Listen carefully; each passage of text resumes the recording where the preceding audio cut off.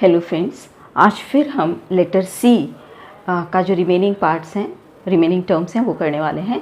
तो सबसे पहले है critical periods in the process of growth and development.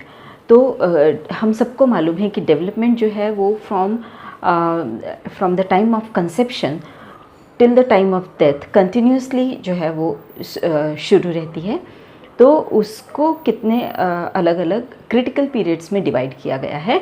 तो सबसे पहले तो है prenatal period, then infancy, then early childhood, middle childhood and then late childhood. और उसके बाद में सबसे क्रिटिकल पीरियड जो है वो है adolescence period, period of adolescence. तो उसके बाद में है नेक्स्ट जो टर्म है वो है चॉम्स्कीज इनेट थ्योरी और नेचुरल अप्रोच थ्योरी। अब चॉम्स्की ने की जो इनेट थ्योरी है या नेचुरल अप्रोच थ्योरी है वो किससे रिलेटेड है? वो रिलेटेड है लैंग्वेज डेवलपमेंट से। अगर ऐसा भी कोई क्वेश्चन आता है तो आपको बताना आना चाहिए कि चॉम्स्की की इनेट थ्योरी या नेचुरल अप्रोच थ्योरी जो है वो लैंग्वेज डेवलपमेंट से रिलेटेड है। अब चॉम्स्की इसकी थ्योरी में क्या कहता है? ये कहता है कि हर चाइल्ड जो है, जो बॉर्न होता है, वो एक लैंग्वेज एक्विजिशन डिवाइस लेके पैदा होता है, ऐसा उसका कहना है। वो कहता है कि हर चाइल्ड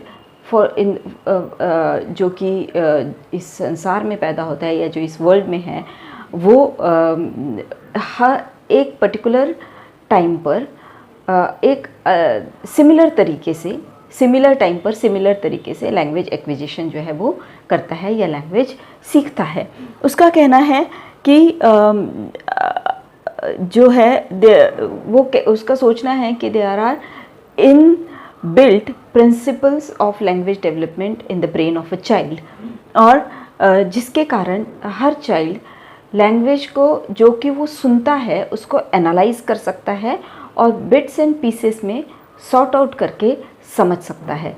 ये है चॉम्स्कीज लैंग्वेज एक्विजिशन थ्योरी। वो नेक्स्ट है कंफाउंडिंग वेरिएबल। अब ये कंफाउंडिंग वेरिएबल जो है ये रिसर्च से रिलेटेड है, जो कि हमेशा रिसर्च के पार्ट जो है वो हमेशा पूछा जाता है। तो कंफाउंडिंग वेरिएबल क्या है? Confounding variable is that variable which has effect on depending variable, लेकिन रिसर्चर उसको कंट्रोल नहीं करता है, उसको कंफाउंडिंग वेरिएबल कहते हैं। मतलब उसका रिसर्चर का उसके ऊपर कोई कंट्रोल नहीं है, लेकिन फिर भी वो वेरिएबल डिपेंडेंट वेरिएबल के ऊपर इफ़ेक्ट जो है वो करता है। That is the confounding variable. उसके बाद में कार्डिंग, ये क्लोथिंग एंड टेक्सटाइल की टर्म है। कार्डिंग क्या है? तो carding is the process of straightening short fibres. उसके बाद में कॉम्बिंग, अगर आपको आपका जो फैब्रिक है वो स्मूथ टेक्सचर चाहिए तो आपके fibres have to undergo another process, that is the process of combing. फिर spinning, the fibres are twisted together and wound on a reel is called as spinning.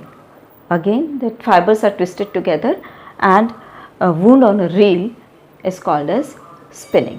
Yes, spun yarn. Spun yarn is made from staple fibers. This is clothing and textile term. Then piece dyeing. Piece dyeing is actual piece is dyed.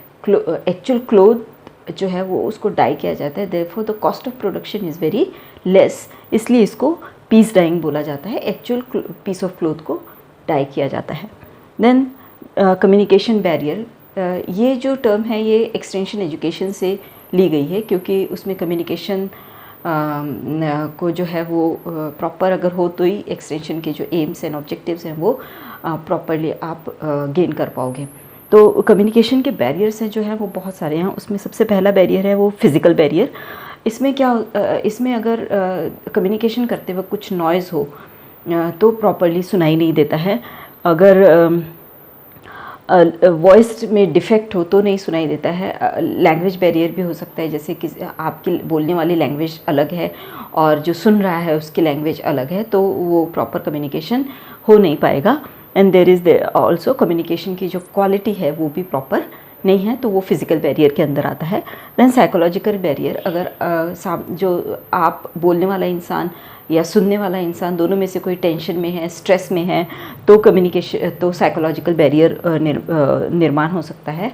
फिर उसके बाद में अगर सुनने वाला day dreaming कर रहा है तो आपकी बात उस तक नहीं पहुंच पाएगी।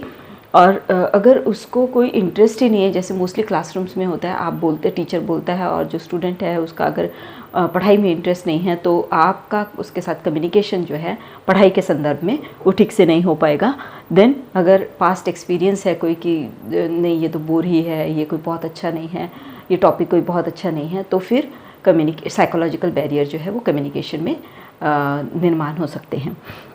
Then social and cultural barrier, इसमें हेट्रोजेनिटी इन द ऑडियंस, मतलब जो बैठे हुए ऑडियंस है वो फ्रॉम ऑल ओवर इंडिया अगर हैं तो हर एक की लैंग्वेज जो है वो अलग अलग हो सकती है। और बोलने वाला अगर इंग्लिश में ना बोल के या हिंदी में जो मदर टंग है हमारी उसमें नहीं बोल के अगर अलग अलग अलग भाषा में बोल रहा है तो वो उन ऑडियंस तक नहीं पहुंच पाएगा, कम्युनिकेशन प्रॉपर इसलिए नहीं हो पाएगा। देन अगर कोई सोशल प्रेशर है किसी के ऊपर या कल्चरल कोई बैरियर है तो जो है वो कम्युनिकेशन प्रॉपर नहीं हो पाता। देन टेक्निकल बैरियर्स अगर जैसे टेक्निकल शब्द से ही समझ में आता है कि अगर इक्विपमेंट जो है फॉल्टी हो और पुअर प्रोजेक्ट हो या राइटिंग जो है जो स्मश्ड हो, क्लियर ना हो, तो फिर टेक्निकल बैरियर आ सकता है। देन सिमेंटिक बैरियर, अगर बोलने वाले में और सुनने वाले में डिस्टेंस बहुत ज़्यादा है या फिर डिस्टेंस इतना ज़्यादा है कि चाहे आप फ़ोन पे भी बात कर रहे हो या किसी पे भी बात कर रहे हो तो वो ठीक से सुनाई नहीं देता, तो फिर वो सिमेंटिक बैरियर के अंतर्गत आता है। अगर आप सुन नहीं सकते हैं या फिर जो कुछ लिखा हुआ है उसको पढ़ नहीं सकते हैं तो फिर सिमेंटिक बैरियर आ सकता है। फिर नेक्स्ट है उसमें copper and iron. What is the relationship between copper and iron? Iron हमें मालूम है कि अगर बॉडी में आयरन की कमी हो जाए तो एनीमिया हो जाता है। तो इसमें अगर कॉपर एंड आयरन मिलके काम करते हैं तो copper is helpful in maintaining the health of RBCs, that is red blood corpuscles, और उसके डेवलपमेंट में और मेंटेनेंस में, आरबीसीज के डेवलपमेंट में, मेंटेनेंस में कॉपर जो है वो हेल्प करता है। और उसके बाद में अगर it also helps in the metabolism of iron by converting ferrous ion ION ferrous ion into ferric state, तो एनीमिया जो है वो थोड़ा सा कंट्रोल करने में मदद होती है। देन कॉर्ड्यूरॉय जो है ये क्लोथिंग एंड टेक्सटाइल की टर्म है। ये क्या है? तो ये एक कॉर्डेड फैब्रिक है जिसमें रिब्स को शेयर कर दिया जाता है। Corded fabric in which ribs have been shared, तो it gives a soft effect. ये मोस्टली कॉटन से बनता है लेकिन कई बार ब्लेंड कर देते हैं कॉटन को और सिंथेटिक फाइबर्स को। तो ये सब जो है वो लेटर C से रिलेटेड आज की टर्म्स है जिसके बारे में बार बार नेट एग्ज़ाम में या सेट एग्ज़ाम में होम साइंस के पूछा गया है। तो मैं आशा करती हूँ कि आपको ये जो टर्म्स हैं ये हेल्पफुल रहेंगी, और इसके लिए मेरे और वीडियोस देखने के लिए, नेट सेट के क्लियरेंस के लिए please subscribe, share and like करना मत भूलिएगा। Thank you.